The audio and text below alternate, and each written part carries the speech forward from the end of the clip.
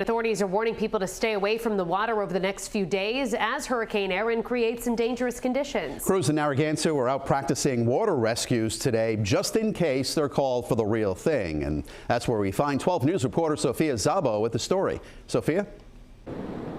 Well, Mike, Shannon, the weather is nasty and the water is angry. Let me get out of the way so you can see it for yourself. Those huge waves are crashing down, coming towards the shore, and it's only going to get rougher from here. Want to know what it's like on the water right before a hurricane is set to pass? Just ask the surfers. It's a lot bigger than I thought, honestly. Very heavy, you know, getting pounded by the waves, but it's still a lot of fun. Yeah, it's super choppy out there today, but we're just happy to get some waves.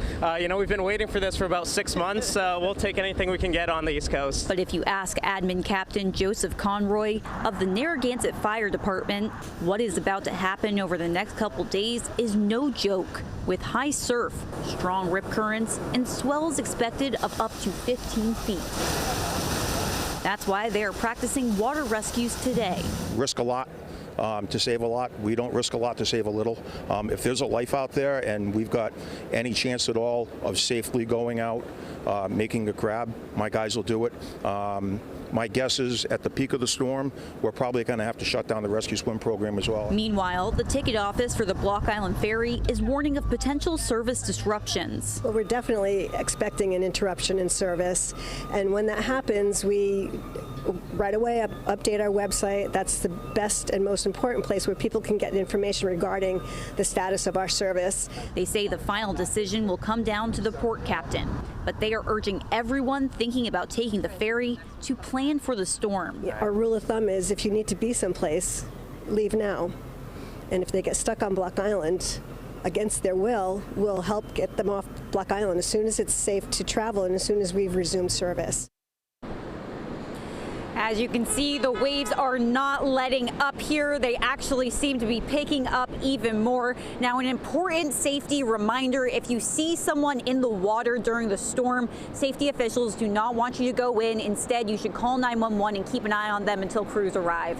Reporting live from Narragansett, Sophia Szabo, 12 News. Sophia, thank you. Second and third beaches here in Middletown have been shut down and are off limits while Hurricane Erin passes to our south. This is video from Horseneck Beach in Westport, where officials made the decision this morning to close the water off to swimmers as the swells continue to grow. For now, people are still allowed to walk the beach, and lifeguards are on duty to make sure no one goes into the water. Parking lots at Horseneck are closing tonight at 6, so people aren't tempted to go out after the lifeguards have left.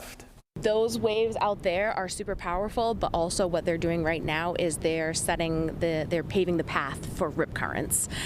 We're not ripping a ton. There are rip currents out there right now, but it's more the power of the waves. But as these waves are crashing on shore, they're creating those narrow channels. That's going to be more of what we're going to start to see in the next coming days, and even after the storm has passed us, these really nasty rip currents.